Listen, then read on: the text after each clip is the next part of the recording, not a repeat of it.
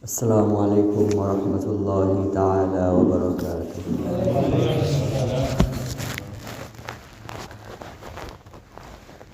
الحمد لله نحمده ونستعينه ونستغفره ونؤمن به ونتوكل عليه ونعوذ بالله من شرور أنفسنا ومن سيئات أعمالنا من يهده الله فلا مضل له ومن يضلله فلا هادي له ونشهد أن لا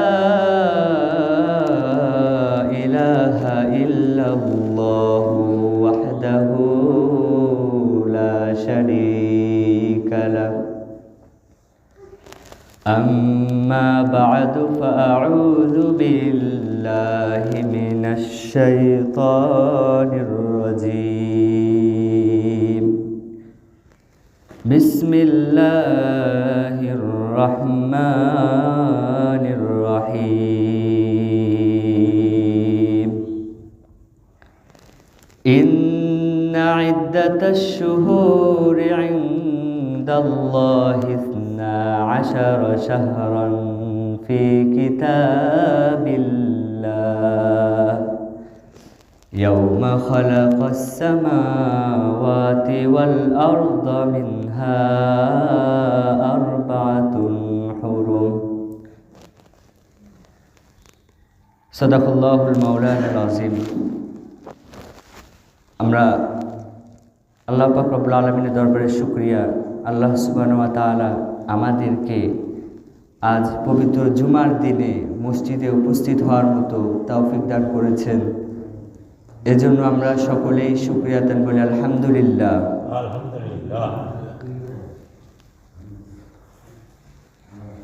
আল্লাহ পাক রব্বুল আলামিনের দরবারে শুকরিয়া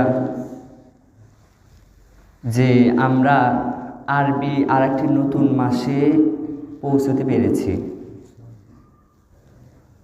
আর এই মাসগুলো আসলে আমরা জানি রজব মাসে প্রবেশ করলে আল্লাহ রাসূল সাল্লাল্লাহু আলাইহি ওয়াসাল্লাম একটা দোয়া পড়তেন, আল্লাহুম্মা বারিক লানা ফি রজব ওয়া শাবান ওয়া বাল্লিগনা রমজান।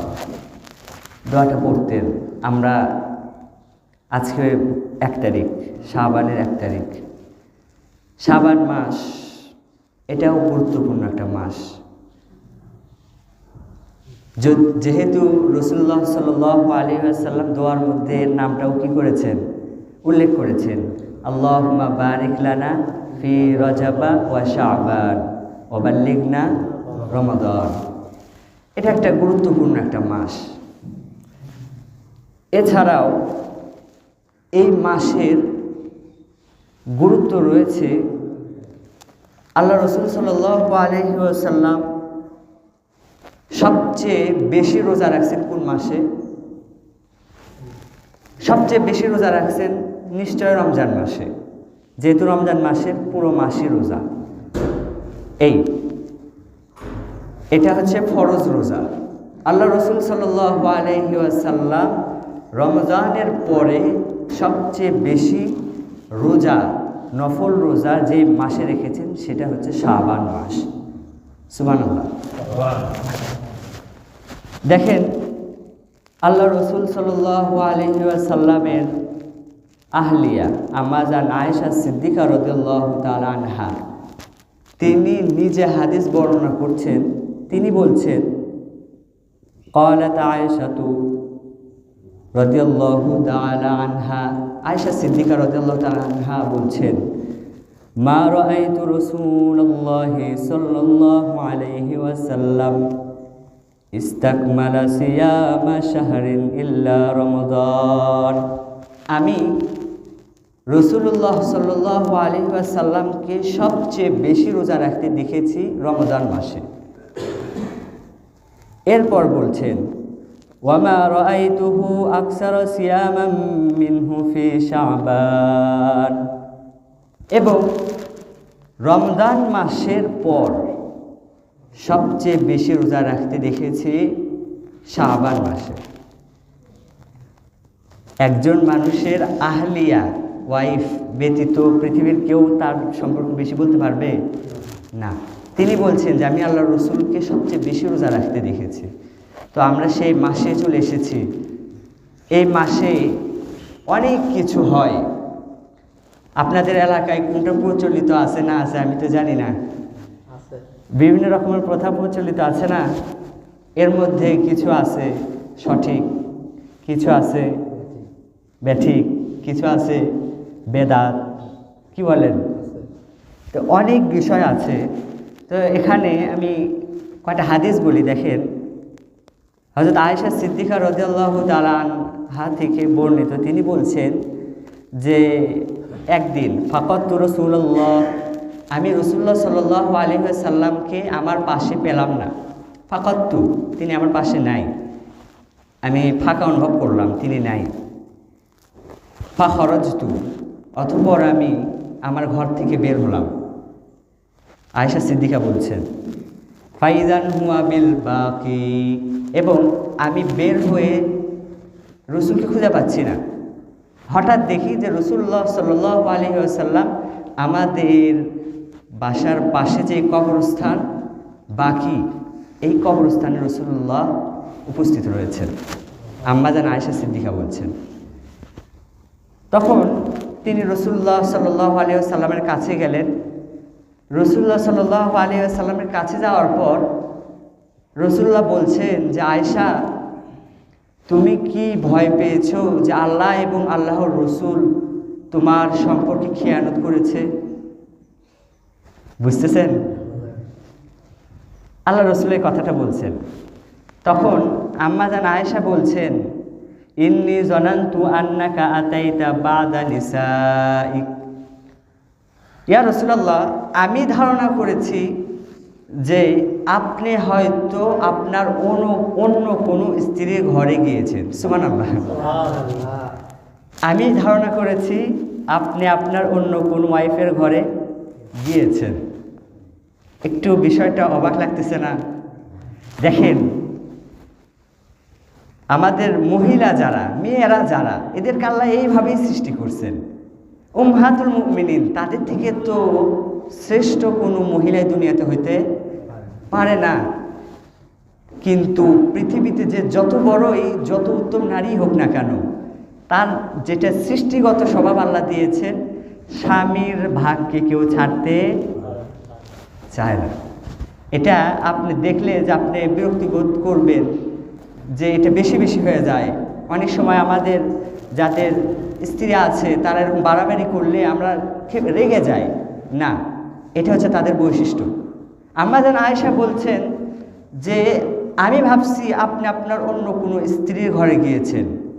রসুল ওটাই বলছেন যে তুমি কি ভেবেছো যে আল্লাহ এবং আল্লাহ রসুল তোমার হক সম্পর্কে খেয়ানত করেছে? না, আমি জান্নাতুল বাকিতে দাঁড়িয়ে আছি। এবং আম্মাজান আয়েশা সিদ্দিকাকে উল্লেখ করে বলছেন যে এটা কোন রাত তুমি জানো? আম্মাজান আয়েশা সিদ্দিকা বলছেন যে আল্লাহ এবং আল্লাহ রসুলই ভালো জানে।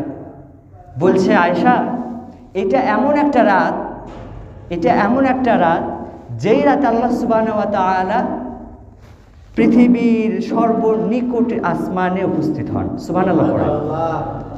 আল্লাহ তাআলা এই রাতে পৃথিবীর সবচেয়ে নিকটতম আসমান আল্লাহ তাআলা আসেন এবং আল্লাহ সুবহানাহু ওয়া তাআলা এই রাত্রিতে বান্দার গুনাহকে মাফ করে দেন। সুবহানাল্লাহ।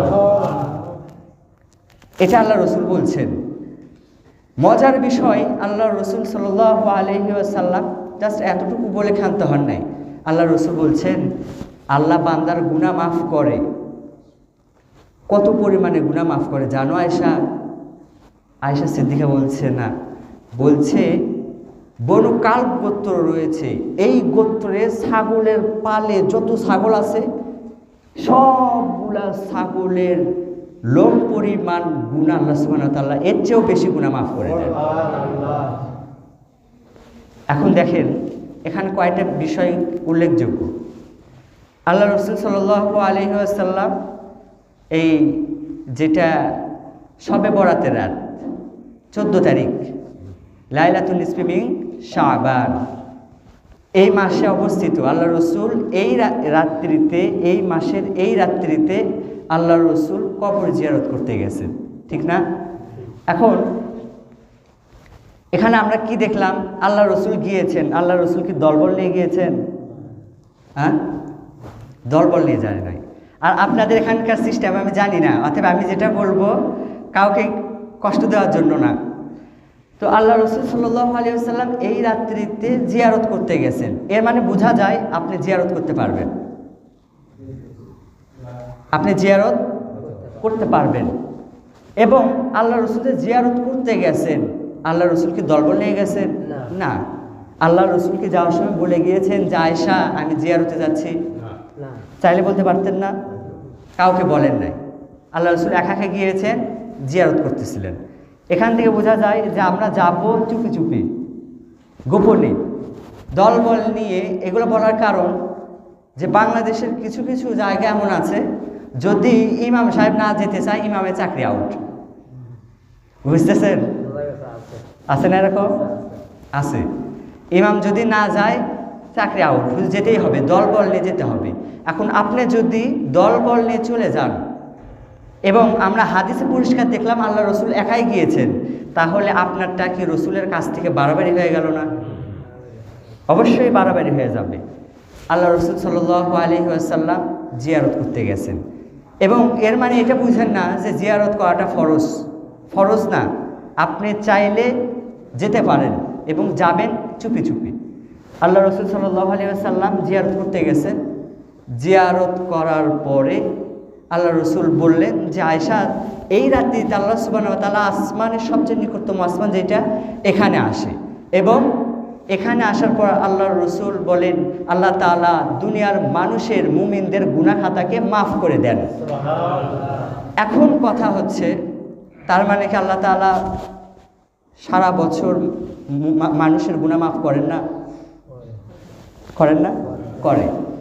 আল্লাহ তাআলা সারা বছর মানুষের গুনাহ মাফ করেন, তবে যেহেতু বলেছেন এই রাত্রিতে গুনাহ মাফ করে, এর মানে আপনাকে বুঝতে হবে আল্লাহ তাআলা এই রাত্রিতে হয়তো অন্য কোনো স্পেশালভাবে গুনাহ মাফ করেন, হতে পারে এই রাত্রিতে অন্যভাবে গুনাহ মাফ করেন। এরপর আল্লাহ রসুল বলছেন গুনাহ যে মাফ করবে, এই গুনাহটা মাফ করবে কত পরিমাণ এটা জানো? আল্লাহ তাআলা বান্দার গুনাহকে মাফ করবে এত পরিমাণ, বনু কালকোত্রে যত ছাগল রয়েছে, ছাগলের গায়ে যত লোম রয়েছে, এর চেয়েও বেশি মানুষের গুনাহ আল্লাহ তাআলা মাফ করে দিবেন। এখন এখানে কয়টা কথা বুঝেন। আল্লাহ রসুল এখানে কালগোত্রের কথা কেন বললেন? এখানে কয়েকটা অর্থ হয়। বনু কালগোত্র এটা আরবের একটা বংশ। এই বংশের লোকেরা তারা ছাগল চড়ানোর কাজে খুব অভিজ্ঞ ছিল। তাদের ছাগলও ছিল প্রচুর পরিমাণের, এবং তারা এই ছাগলগুলোকে চড়াতেও খুব অভিজ্ঞ ছিল।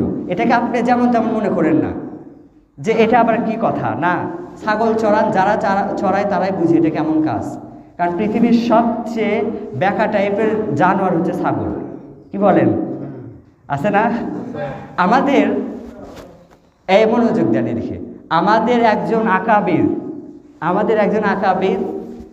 দেখেন মজার বিষয়, আকাবির তিনি যখন হাফেজ হন, হেফজ করে না হুজুররা, আমরা যারা মাদ্রাসায় পড়ে হেফজ করি, তা আমাদের ওই আকাবির তিনি করতেন কি, হেফজ করতেছেন।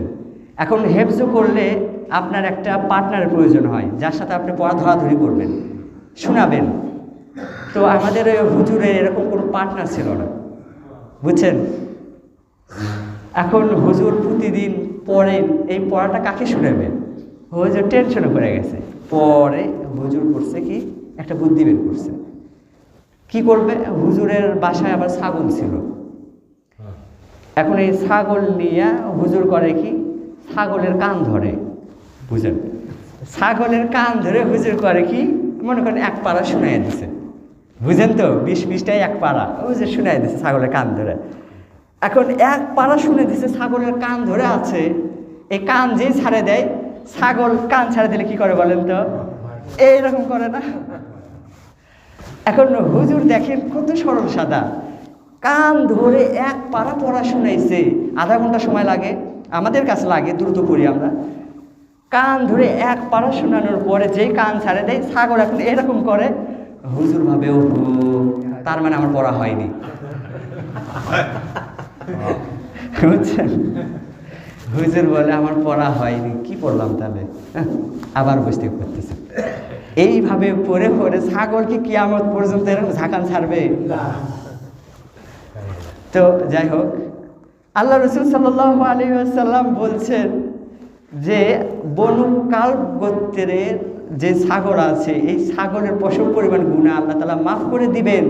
এখানে বলার উদ্দেশ্য, ছাগল যেটা আছে, এই ছাগলের যে শরীরের লোমগুলো আছে, এই লোম আপনি গুণে শেষ করতে পারবেন না।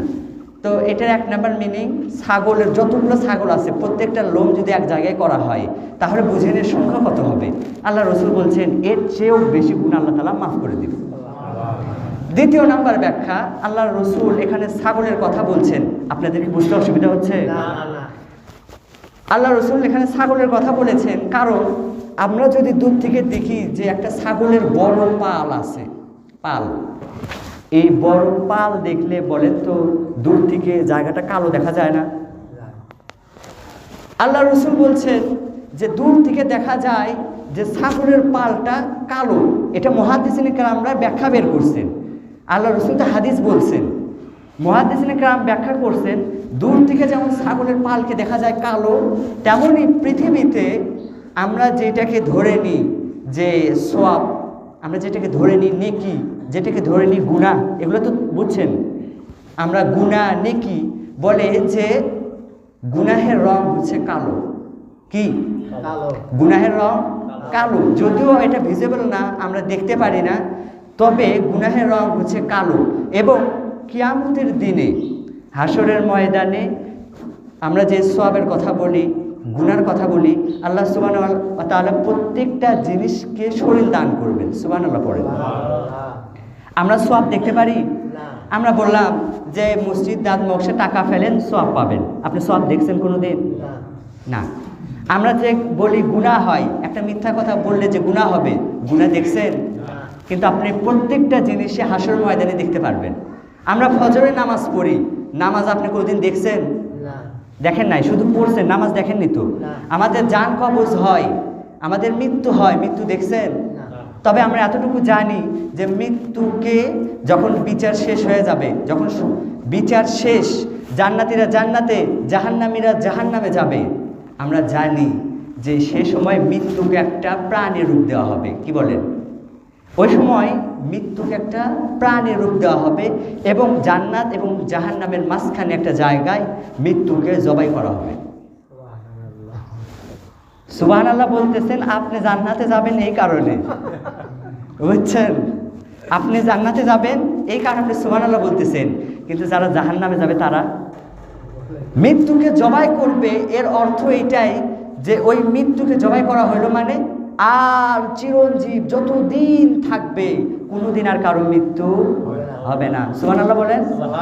আমাদের টেনশন আছে? টেনশন নেই, কারণ মৃত্যুকে জবাই করছে, আপনি জান্নাতে গেছেন, আর মরণ নেই। কি শান্তি! আল্লাহ রসুল সাল্লাল্লাহু আলাইহি ওয়াসাল্লাম বলছেন যে একটা ছাগলের পাল দূর থেকে যেমন দেখতে কালো দেখা যায়, গুনাহের রং হলো কালো। আল্লাহ তাআলা এই রাত্রিতে সবে বরাতের রাত্রিতে এই কালো, যেহেতু গুনাহের রং কালো, আল্লাহ এটার দ্বারা বুঝিয়েছেন, আল্লাহ রসুল এটার দ্বারা বুঝিয়েছেন যে আল্লাহ গুনাহ মাফ করে দিবেন। এটা দ্বিতীয় নাম্বার অর্থ। তৃতীয় নাম্বার অর্থ, যেহেতু প্রথমেই বললাম ছাগল পৃথিবীর সবচেয়ে বেকা টাইপের প্রাণী, আল্লাহ রসুল বলছেন ছাগলের বনু কালব গোত্রের যত ছাগল আছে, ছাগলের পশম পরিমাণ গুনাহ মাফ করবেন। এর অর্থ হলো ছাগল বেকা টাইপের প্রাণী। আর আল্লাহ তাআলা দুনিয়াতে যত নবী পাঠিয়েছেন প্রত্যেকটা নবীকে ছাগল চড়ানোর দায়িত্ব দিয়েছিলেন প্রথমে। বুঝতেছেন? এখন এটা নিয়ে তো অনেক ঝামেলা, আপনারা দেখেন না? অনেকে আমাদের এক বক্তা বলছিলেন, বলে তো তিনি চাপের মুখে পড়ে গেছেন। যাই হোক, আল্লাহ রসুল বলছেন যে যেহেতু নবীদেরকে আল্লাহ তাআলা প্রথম দায়িত্ব যেটা দিয়েছেন যে ছাগল চড়াও, কারণ যেই ব্যক্তি ছাগল চড়াইতে পারবে ও হচ্ছে পৃথিবীর সবচেয়ে ধৈর্যবান ব্যক্তি। তো যেহেতু গুনাহ জিনিসটা হচ্ছে অবাধ্য, গুনাহ জিনিসটা অবাধ্য, আল্লাহর নাফরমানি করলেন, অবাধ্য হইলেন, এটাই তো গুনাহ।